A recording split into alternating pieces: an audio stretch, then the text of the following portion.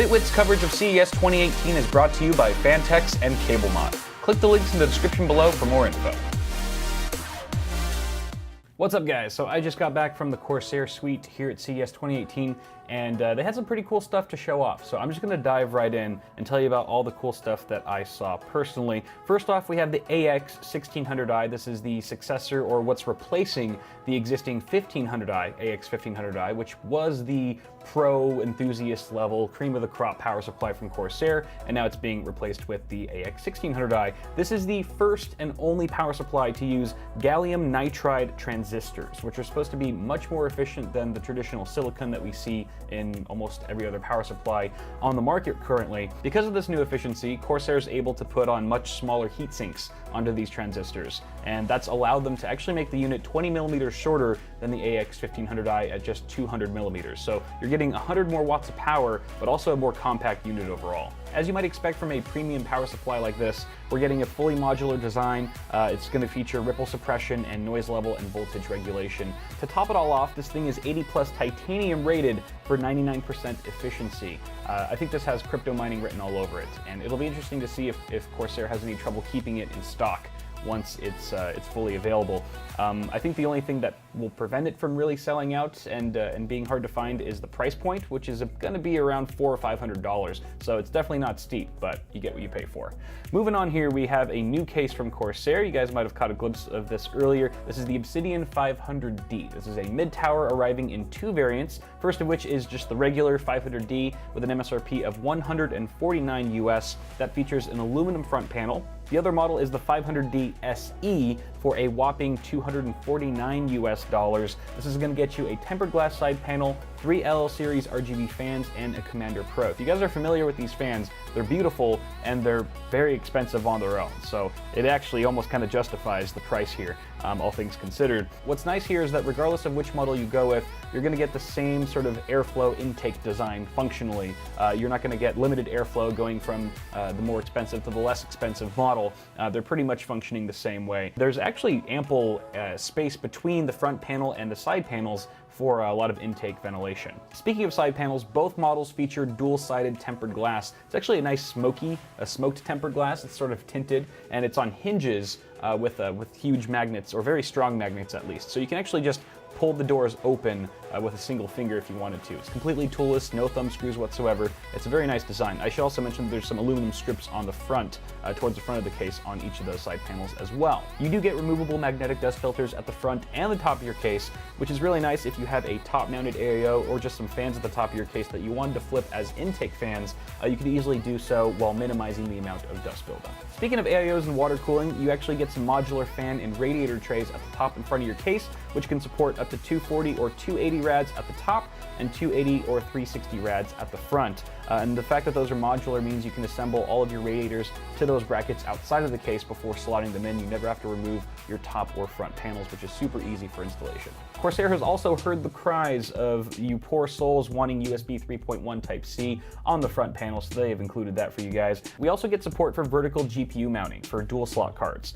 Bear in mind that the riser cable is sold separately. They were trying to keep the cost of the overall case down for users who weren't interested in vertical GPU mounting, and also that the GPU is pretty close to the side panel from the looks of it, so maybe don't go with like a very enclosed reference design cooler, but rather an open air shroud so that the card can breathe a little bit more. Just a little suggestion there. There's also a power supply cover with a rubber grommet that would allow you to pass some power supply cables through. Looks very nice and tidy.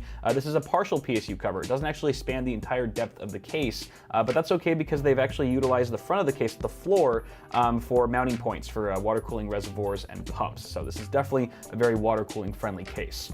Now, of course, I didn't have a measuring stick on me, but from the looks of it, you get ample room behind the motherboard tray for routing all your cables, not to mention that power supply shroud is going to come in handy for that. And for our drive options, we have two toolless 3.5-inch trays and three 2.5-inch mounting plates held in place by captive thumb screws. All 5 of these mounting brackets are behind the motherboard tray, keeping them out of sight, out of mind, and leaving you plenty of room on the other side of the case for water cooling hardware.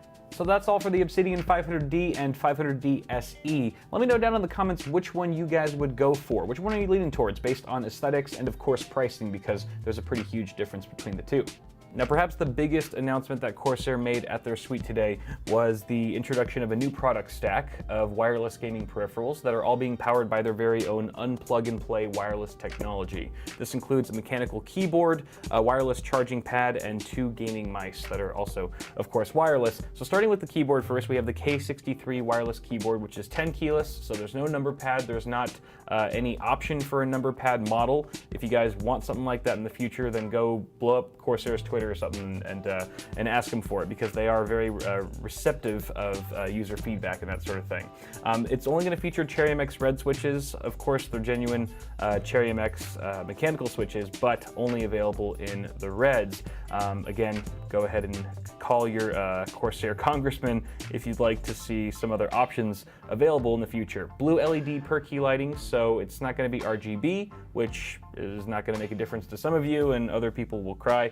I personally don't mind it. I think the blue looks nice. There are going to be 3 connectivity options for this keyboard, first of which is a 1 millisecond 2.4 gigahertz wireless signal, which will require an included dongle.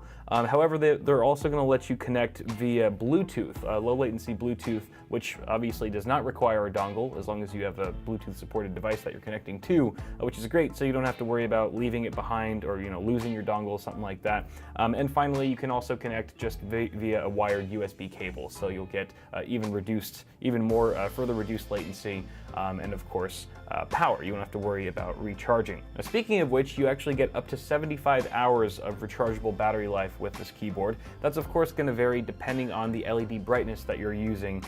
For example, at 66% brightness, which is very bright from what I could tell up close in person, you get 24 hours of usage, and that drops down to 10% at 100%. At 100% brightness, I should say, which is, like I said, very bright, probably brighter than you really even need. It would be cool if they added a feature that automatically turned the LEDs off upon an idle state. If you left the keyboard idle for more than 30 seconds or something, it just auto shuts off the LEDs. I'm not sure if that's a thing, but that'd be cool. It'd be cool if they did that. Obviously, you still get all the same programmable keys and macro assignments that we've seen on other Corsair keyboards in the past. This is, of course, all done within the Q software. Also, they've boosted up the security on this keyboard with 128-bit AES encryption. That's just going to protect your keystrokes from wireless eavesdropping. Now, this does add a very small amount of latency, which is actually 0.08 milliseconds, according to Corsair. That's going to be imperceptible to a vast majority of users. However, just to give you the option, you can disable the encryption if you just want to, the peace of mind that you're getting the absolute maximum performance out of this thing. Also, it's going to slot seamlessly into their other new product, the K63 wireless lap board, which is kind of like the lapdog. This is going to be, of course, for optimized living room gaming. I got to try it out. It's super lightweight, very comfortable with the memory foam cushion underneath where it rests on your legs. And it also features a full-size replaceable mouse pad that is fabric, which is my personal preference. So if that gets worn out over time, gets tarnished or whatever, you can just swap it out for another one. You don't have to buy a whole new lap board. Moving on, we have the Dark Core RGB wireless gaming mouse. It's going to feature a 16,000 dpi optical sensor with a trio of the same connectivity options that we just talked about on the K63. It features 9 programmable buttons, some of which are on your thumb area, which might take some getting used to. It also includes 2 interchangeable magnetic side grips just to ensure that you have the most comfortable experience regardless of your hand shape or size. Features 3-zone RGB lighting, of course, in typical Corsair fashion, customizable in the Q software, and up to 24 hours of battery life. Now, they're also going to be featuring the same mouse, the Dark Core RGB SE, which is a slightly different variant, has all the same features, same shape and everything, but it's going to add support for Qi wireless charging. And that's actually going to make it slightly heavier, about 5 grams heavier than the non-SE model, just because they're adding in that Qi wireless charger and all the elements for that. But this is going to work seamlessly with the other new product, the final one here, the MM1000 Qi wireless charging mouse pad. It actually has a micro-textured hard surface, which I'm not a huge fan of. I generally prefer the fabric, as I mentioned, but some people are going to love it. And it does feel very smooth and precise from what I could tell testing it out at their suite. Dimensions of the actual mat are 260 by 350 millimeters. Now, in the upper right-hand corner of the mousepad itself, there's a dedicated area for wireless charging, dubbed by Corsair at their press conference as the Qi spot. which I'm sure lots of male gamers will have trouble finding. Wirelessly, this is going to charge pretty much any Qi supported device, but they've also included Lightning and micro USB wireless Qi adapters so that you can pretty much charge any mobile device straight from your mousepad, which is pretty cool. Final features include a non-slip rubber base and USB 3.0 pass-through, so you can actually connect a storage device straight to your mousepad and get some pretty decent USB 3 throughput, which is super handy. And that's pretty much going to conclude it for all the cool stuff that I saw at the Corsair Suite here at CES 2018. Guys, let me know what was your favorite item in the comments below. Which one are you most excited about to see hitting store shelves? But until then, guys, be sure to stay subscribed for more tech stuff and CES coverage here in Las Vegas, Nevada. And until next time, I will see y'all in the next video.